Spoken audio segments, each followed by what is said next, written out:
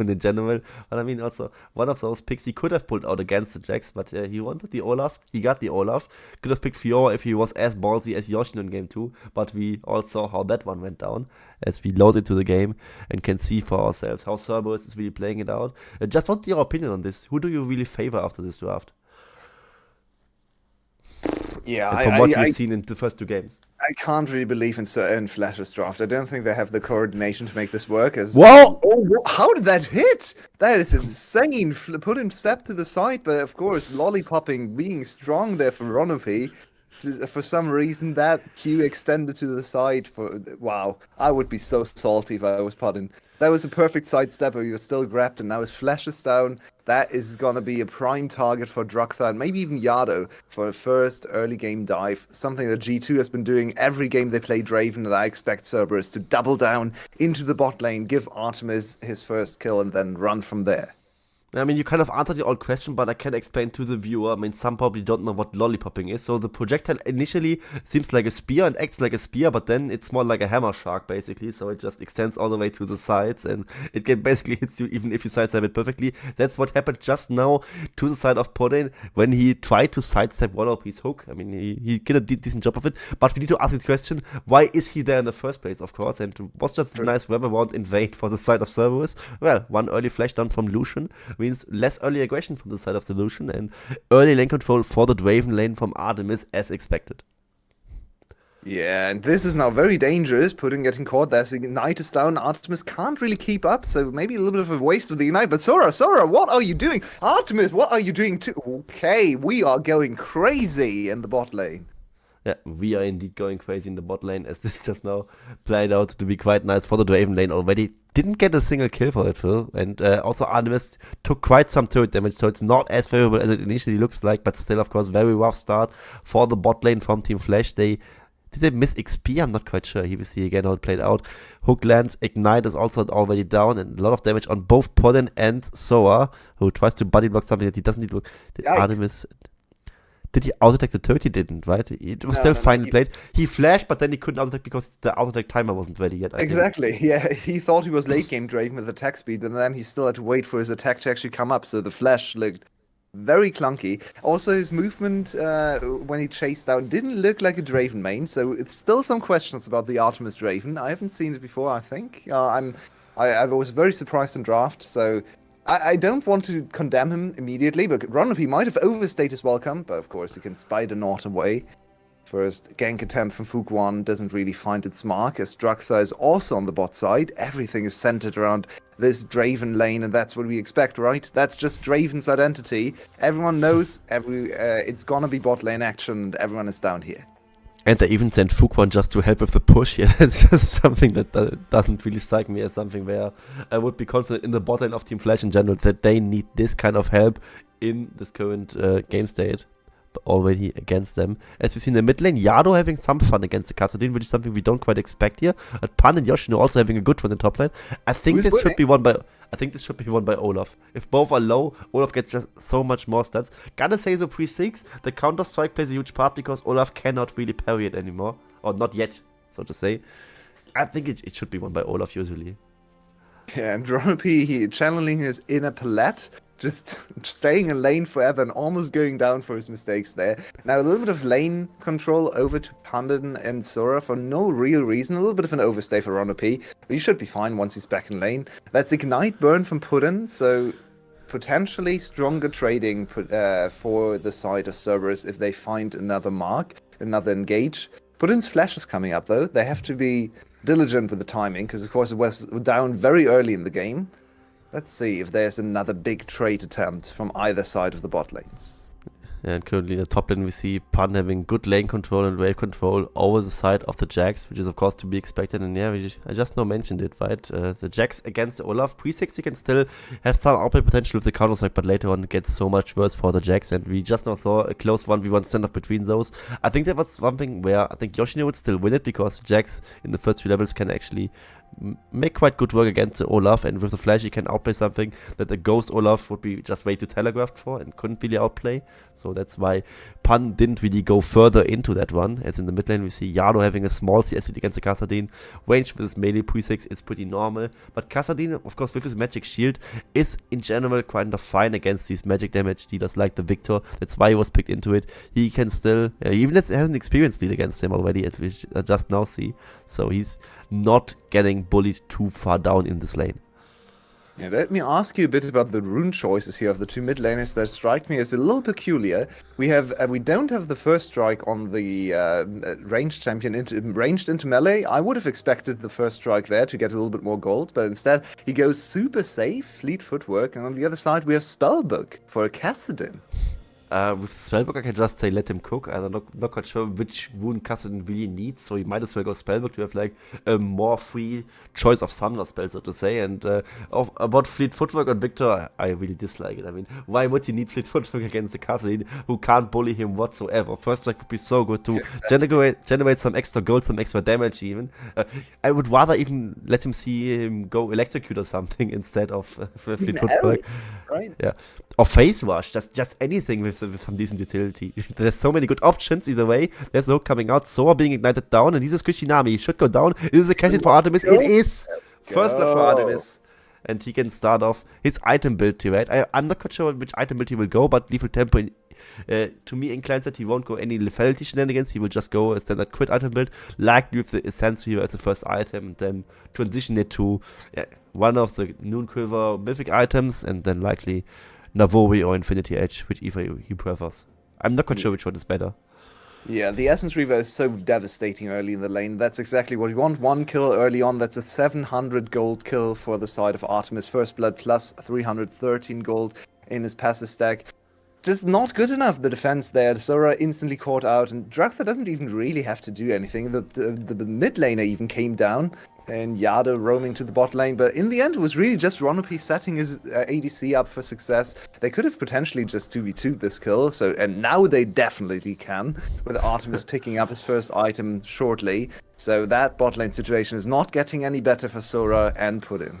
Yeah, and I want to know what the approach from Cerberus really is here, because we just now see Ragnarok being forced by Yoshino, which is very smart of him. Ragnarok now down and not really much of a fight. This is a small win for Yoshino, at least I would say, as he gets to attack this wave anyway and just freely farm next to the Olaf, which in general, of course, is not something favorable to him. In general, you would expect Jax to be the better champion in this particular state against the Olaf, but it's the mini rework Olaf in a lane where he gets a lot of resources. He doesn't fall off quite as quickly, and he's definitely very strong at 3 or 4 items still. So yeah. I just wonder what the approach from Cerberus is in general, because do they feel pressured by the Kassadin scaling, or are they just like fine because they are sure that Olaf will still beat Jax in the side lane and could potentially beat anyone in the side lane really, and Victor just playing the team fights, but Pond is getting caught. Oh, but Draktha wants another go, and Ronopi is here as well. Somehow, Ronopi is everywhere. That's the first kill for Draktha, and Fuk1 is in no man's land. Ronopi is just walking next to him. He wants an assist. Oh, come on. The auto take was not necessary. He could have given that over to Draktha. But to be fair, Ronopi showed up. He made his presence felt, and that's 2 kills over for Cerberus. Such an impressive series from this veteran support player. We had our doubts about him, especially. I was questioning if he was still on VCS level in terms of mechanics, but his game sense, his macro sense is immaculate, and Yoshino just with a little bit of an overstep, he flashes on there, and they do execute Pun. It takes a little too much time though, and of course, that's a level 6 Wukong. Too much power. Yeah, the point where he gets really strong, and he definitely gets strong. And with Ronopi, it's a bit like when you start to play League, you complain about kill steals, and players tell you, kill stealing actually doesn't matter. And now that you get even more game knowledge, you realize kill stealing definitely matters. Ronopi doesn't want that kill as much as Draktha definitely was. And either way, that play was only happening because Yoshino earlier on forced out the Ragnarok. Otherwise, the Counter-Strike wouldn't have stunned him, and they wouldn't even kill Pun in this situation. So, at the end of the day, 2 for 1 for Cerberus. They can definitely live with that. And I still haven't seen my question being answered so much by the teams here. I really wonder, how the scaling really plays out and how Cerberus thinks it will go. Because, it's a Kassadin on the one side, but you still have a good side laner on your own side, and the Victor to really control these team fights. And the Draven which might still be fine against the Lucian army in the later on, as Draven, being especially playing from ahead, should definitely win those DPS checks. Yeah, and I'm super interested if we get to in a more even state. No time for that. Oh, the follow-up is beautiful from Sora. Very good setup from Fook and Sora working together. Perfect bubble. That's an easy kill from on Artemis. He had flash, but no opportunity to use that to summon a spell, and that's putting him quite far down now. So oh yeah, Jane gets baited. Jane gets baited. No, he's dead. With Rocks offensively, Drugs are just lurking around the corner, not being in vision, uses the Cyclone to get the CC going, and then, yeah, the Death Ray and the Chaos Storm enough to finish him off. Yado with a kill, a takedown to the Victor, plus 25, he maybe saves. While we see Pan getting a plating in the top lane, really dominating this Olaf vs Jax matchup as expected. Here we see bot lane again, wall breaker onto one, season desist onto the other, combined with the bubble, and yeah, no way for Artemis to do really anything about it. He could flash defensively to pull Vi back into it, but he doesn't really want to do that because that would just maybe even kill his support with him too, as he doesn't have the immediate chance to peel him out, as here we see the mid lane overreach. And with that, overall, yeah, they take down Artemis once to really reset the elevation stacks, which is a good thing for the side of Team Flash, but they still lose this mid lane overchase kill on the side of Kassadin, so Yado gets to be strong earlier than he otherwise would be. It's a beautiful punish, something a few years ago we might have not seen so often in the VCS, but it's very good matchup knowledge, it's very good communication between the two players, where Yado is just telling Draktha, wait, one more second, he's gonna overextend, he wants me to kill me. Then they instantly punish him. Very nice to see. Just good coordination between those two players, and Cerberus off to a pretty big lead. The game felt pretty close for the most part, but now they're up to almost 2.5k. They are, and they also really much like their lane matchups here, aside from the mid lane one, probably, as they locked in the Victor pretty early for the side of Yado, and the Drake now spawning in a few seconds. Fuquan is in a position to make something about it, but so is the other squad on the side of Cerberus, and they will now abuse the advantage, really go for the map control, clear out this control load maybe, or just looks like they won't be, and as soon as Artemis has caught out this bot wave, I would assume them to make a play towards this Drake, but Artemis wants to shop first, get the reset going. He probably has a lot of gold to spend, as he hasn't resetted in a while, I think, aside from the forced reset that was coming out when Fuquan was killing him. And here we see the top lane one. I'm willing to see, I think Olaf should win this hard. Olaf is in a good position. Why did Yoshino even try that? That seemed completely irresponsible for him. After 1 second, you could already tell that Olaf would slam him, and Yoshino looking a bit tilted there, or maybe just not experienced enough against the new Olaf. It's quite different now with the shield coming in to block initial damage. But yeah, this was just foolishness. Yeah, I mean, you look easily tilted in this match. There's no really running away from it. You only have to flee in the offensive direction. So maybe he looked tilted, but he just tried his best to really deal as much damage as possible. Either way than that, he tried to counter-strike a Ragnar-working Olaf. That just doesn't work at all. It looks a bit foolish, I gotta agree. And that's why you pick Olaf into Jax, right? It's not playable for the Jax, and it won't get better in this game. Despite Jax, we all talk about it, how Jax is a good late game champion, how Olaf is not a good late game champion. But in this current state, where Jax versus Olaf is played top lane, it doesn't matter at all. Yeah, and the Olaf is one more champion that Kassadin has to be careful about in the late game, because he's not going to get bursted down, and Olaf might be able to just put a lot of damage on the Kassadin. I don't think this is actually that great for the late game Kassadin game, because there's so much CC, so much instant counter damage as well, so he has to play very carefully, and we all know the damage potential of Kassadin level 16. But this is one where he really has to put in his best performance in this best ever Kassadin game to carry this one home for Team Flash. Yeah, not really much magic resistances built up on the side of Cerberus, but probably it doesn't really matter as much. I mean, he won't really focus on the Wukong, the Olaf, or the Nautilus. His best bet is likely to just one-shot Artemis at the start of a fight or something on the side of Jane, but this will also be very hard. I think at some point Artemis, I would assume to go Sheepo just for that reason alone, to really have some mitigating, to at least not get insta-gipped by the Kassadin, and as soon as he survives for 2 seconds, he just has insane lifesteal, insane damage. He will likely just play out the fights like this and will be fine in the long run. So yeah, I agree. It's not an easy Kassadin game to play in general, and yeah, despite 2 late game monsters on the side of Flash, not an easy game to play in general. I mean, the 5v5ing is just not there for them. We mentioned it in draft, Kassadin just now finishing his Word of Ages, having 1 stack on it, so it will be around the 24-minute mark where he will just get his free level. And here we see Draktar maybe will move towards his mid lane. It's just a bot lane up for the taking if they will land and engage. But Doctor, for now, chooses against it and just goes for the Scuttle Crab instead. Currently, a little bit of a lull state for this game as the Rift Herald hasn't spawned yet, but if it spawns, likely for Cerberus up to grabs, they are 3,000 gold ahead right now.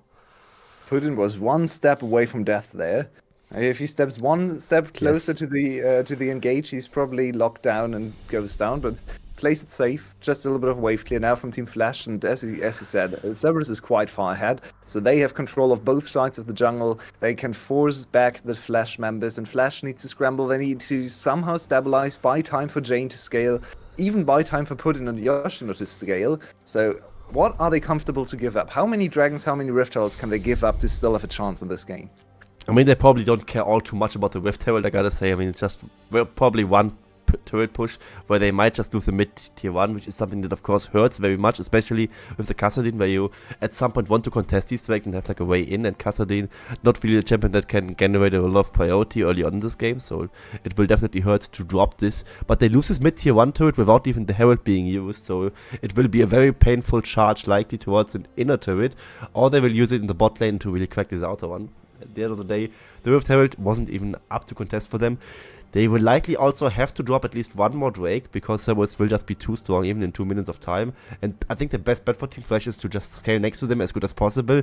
Just don't get picked off and get this Kassadin to a later stage of the game, where you will then, just now need to consolate that you give away one Drake and probably one turret that will die to the Rift Herald push. Other than that, I think that in then 6 minutes, Cerberus will likely force you to play one Baron or the Soul, and that's where it really gets grindy, as a Kassadin will then not have level 16 yet, but still will probably need to teamfight in some capacity.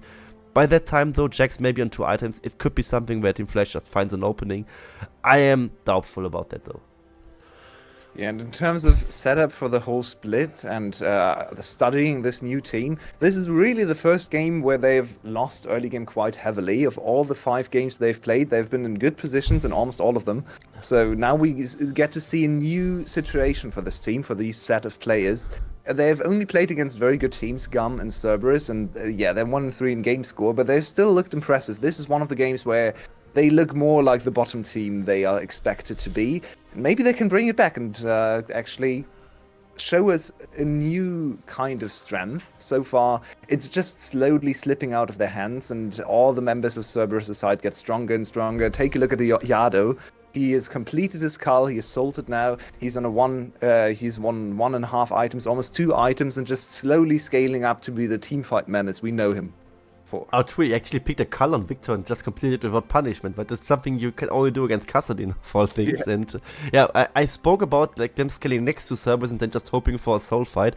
I don't think by now they can even sit back and farm next to them. I mean, we just not either go to the extending just by Cerberus existing next to them, with culls being cashed in, Draven getting adoration stacks. If Artemis gets a cash in, it will be even more disgusting than it already is. And the more I look at this game, the more I start to hate this draft from Team Flash, I gotta say. They don't win the early game, they actually picked not enough early game, but they don't really outscale either, I think. Yeah, I feel like the agency we have praised them for in the last 2 games and even the first series is just missing from this draft. It really all has to come from Fuk1, and he can't do it all. He had a great series so far, but it's just, if all his lanes are behind, he can't really go for anything, and it's hard to land CC with Jax onto the Olaf. It's impossible to do land CC with Kassadin because he doesn't have any, apart from a little bit of slow. So what can the Vi really do to set up kills? He had 1 really successful gank, actually 2, in top and in bot lane, but now he's just existing, can't really impact the game at all. Yeah, and the top lane gank shouldn't even have worked out because Pan was griefing his Ragnar a bit earlier than that. It's just poor Fuk1, but he's on his best champion. He had good games, I gotta say. Like, even in the loss, I think he was quite okay in the general things. On the Gragas, I think that was not a bad game for him at all. And now he's just on this Vi, his best champion, but he doesn't have any setup in his lanes to really work around. I mean, what can a poor man do? Except just watch Draxar take over the game with the rest of his team. Currently, the gold lead on without really kills or skirmishes happening. It's just grown from 3k to almost 6k. That's just how it really is for Cerberus right now. And currently, nothing really indicating Team Flash has a lot of fight going for them. And right now, there should be a power spike for them to fight about. It's Gale Force plus Imperial Mandate for the side of the Lucian Nami lane, and they still aren't strong enough to fight anywhere. They even have objective bounties by now and just claimed their first one. There's at least some little reward for them, but the fact that they already are staring down objective bounties is already very telling. And they're 4 minutes away from the big power spike for Kassadin when his Rod of Ages is going to be completed. It's probably not enough time to get him to level 16. I would expect him to be 14 or 15 then. Probably 15 with the extra level from Rod of Ages. He really wants to be 16 for the Dragon fight, but I can't see that being a reality. So Flash needs to find a way to delay the Dragon fight for Soul. Maybe get a pick 1 minute before or 30 seconds before and just sneak the Dragon. Maybe pressure with some Baron dance on the other side of the map. But instead, it's Cerberus who find the engage. Oh, this is not good news for Fook. There's a cash in. Artemis gets a lot of gold, yeah. Yeah, just 1,000 gold more from that skirmish alone. It was just basically one quick pick up by the side of Cerberus, and in this case Artemis really rolling in the money. And it was a pick onto the jungler, very close to the Baron itself, and this Baron will just fall down without much opposition from the side of Team Flash. They kind of have to do something, but they can't really do anything. So it will not even be contested. It will be Baron for Cerberus, and it will just bit by bit, just a bit more than 20 seconds, translate into a potential Chemtech Soul Drake spawn.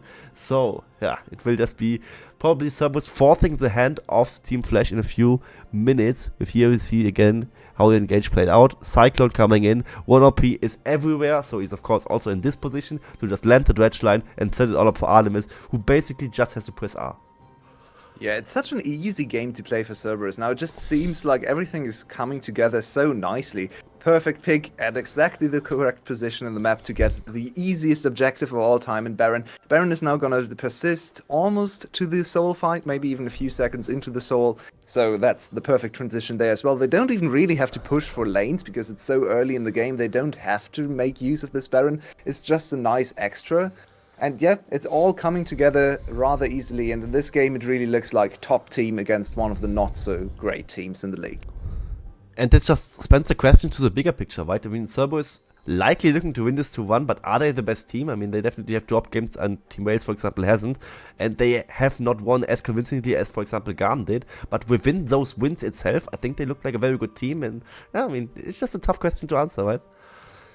Yeah, I'd say Garm didn't look too impressive into the Flash. Here we have another engage. Yoshino, why are you there? And huge cyclone. Ooh, the 3-man knockup from Druktha. He's buying time, but the backline is already down. Now look at Dragnarok. It's running the enemies down. Oh, poor Sora. He wants to just go back to his pool. And that might just be the end of the game. Never mind. This is how Team Flash just not prevented Soul, right? They just lose the game before the Soul even spawns. It's just one way to do it. Just hard for the engage. I mean, their hand was kind of forced already. They knew that they weren't really going anywhere this game with the Soul being spawned, so they just tried to force a fight. Actually, Jane gets one pick. He's level 15 on the Kassadin, but Artemis exists, and Artemis exists close to him, so he can't really do anything about it. But it will prevent the game from finishing, and maybe we will get to see a Soul this game. Yeah, it's true. Cerberus might have overstayed their welcome because now they have to reset. They lost a few members, so Flash can just run to the Soul, or the Dragon, I should say. In 20 seconds, it's going to spawn. They might be first on the objective and might be able to sneak it away, delaying the Soul for Cerberus. So in the end, Yoshino, I'm not entirely sure what his thought process is here to engage. He goes down immediately, and then it's just Fook1 not quite strong enough to kill anyone in the backline. It was really funny how Ronopede tanked towers and died to no one. I'm not entirely sure why. I think he took the tank from the Olaf there with the Q. Yeah, there we go.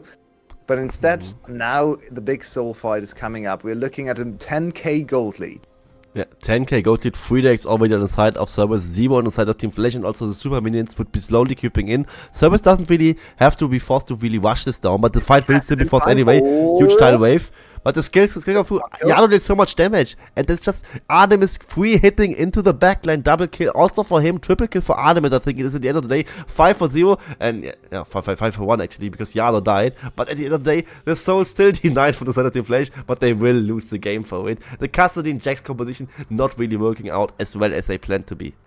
Yeah, and the Kassadin, he had his opportunity. He was level 16 for the fight, but he was not in the same state as DR1. He didn't get the kills funneled into him. Instead, Cerberus shut the door instantly. They watched that DR1 game and said, no way we're falling to that. Instead, they instantly win the game in 24 minutes and 50-something seconds.